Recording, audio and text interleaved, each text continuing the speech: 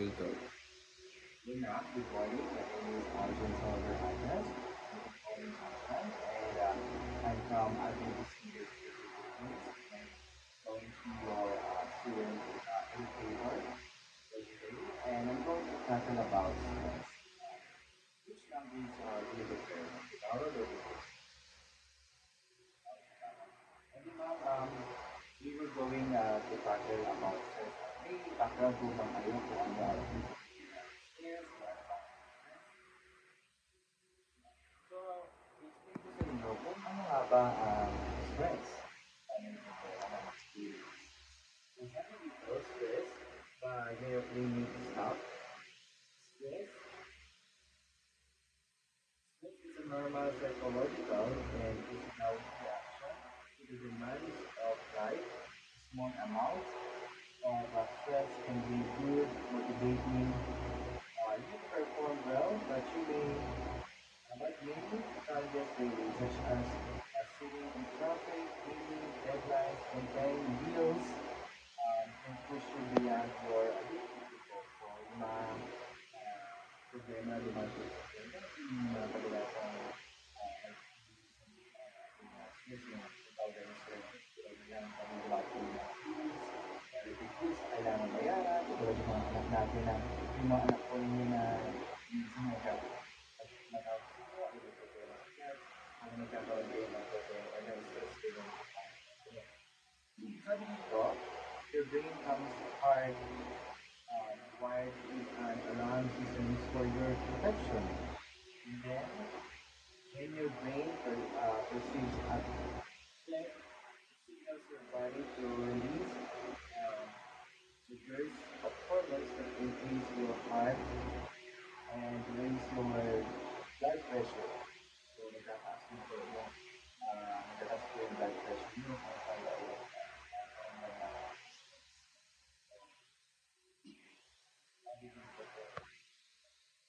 once the threat is gone, your body is meant to return to a normal, relaxed state. Unfortunately, the non-stop demands and expectations mean that some people's alarm systems rarely shut off. Hence, management gives you a range of tools to recalibrate your alarm system. Next na, pwede na. Sa ngayon, identify naman natin yung mga triggers of stress. Ay meron tayong ating na nakalista. Una, may main types of stress.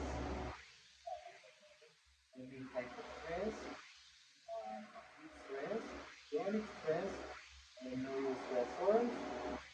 And then external expansion, and then internal irritation. So dito sa stress is your body's reaction to the demands of the world. Stressors are events or conditions in your surroundings that may trigger stress. The body responds to stresses depending on whether or whether the stressor is new or short term. Hirap pala magpasama na nakakagigit, hindi ko makakasama. So, pasahin mo. So, ito po ang mga stress na ginamit ko natin. Pero, yan. Ngayon ma'am, ano natin yung 6 simple habits to manage stress. Yung paano natin ito kung paano natin manage yung stress natin. Ngayon tayo, kailangan natin kumain ng healthy. Kumakain ko ba kayo ng gulay? Iwasan ko ba natin ng mga oily foods? Kumakain ko ba kayo ng prutas? Sunod, take time for hobbies such as reading or listening to music.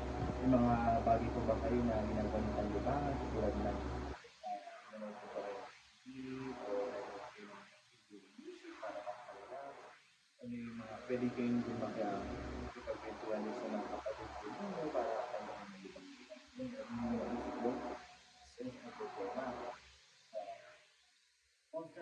friendships, and talk with friends and family. Yun nga po yung sabi. Kaya na sinabi ko kanina, kailangan natin para malinis natin yung problema na o yung napapagsige o yung napapagod sa and volunteer in your community. Kung meron tayo mga kagaya mga ACS, tayo ay pinako, volunteer tayo mga ano mga activity sa inyong community. Organize and focus what you need to get done at home and work and remove tasks that aren't needed. Okay, tanggalin natin yung mga hindi naman kailangan yung papabigat sa atin or hindi naman mag-move needed. Mas priorities natin yung ano yung dapat natin pagpulan ng pag-food. Then, seek professional counseling. A counselor can help you learn specific coping skills to manage stress. So, kung meron naman tayong kaya tayo mag-apply o mag-attend sa special distancing sa aming stress. Pero sa ngayon ay pinipili natin yung paano natin kanina nalaman natin kung paano natin nalaman ang intensity ng stress, ang parang stress, diba? Yun. Thank you now for listening to me. And now we're going to talk about mindfulness exercise. So, if you've heard of or read about mindfulness meditation, also known as mindfulness, you might be curious about how to practice it, find out how to do mindfulness exercise, and how they might benefit you. What is mindfulness? Ano nga ba yung mindfulness? Mindfulness is a type of meditation in which you focus on being intensely aware of what you're sensing and feeling in the moment without interpretation or judgment. Practicing mindfulness involves clearing methods like initially and other practices to relax the body and mind and help reduce stress. So,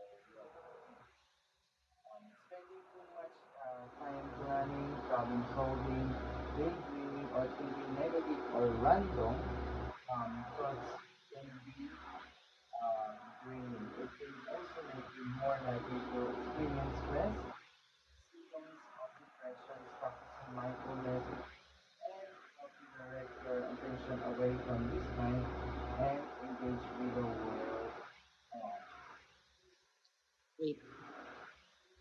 What are the benefits of meditation? What are the benefits of meditation? Meditation has been studied in many clinical trials that overall evidence supports the conditions including stress, anxiety, and pain. Then, meditation can help you experience thoughts and emotions with greater balance and acceptance. Meditation also has been shown to improve attention, decreasing the burnout, improve sleep, and then impressive diabetes control. Yan ang nakakatulong yun. Then what are some examples of mindfulness exercises? Pay attention, live in the moment, accept yourself, and focus your breathing.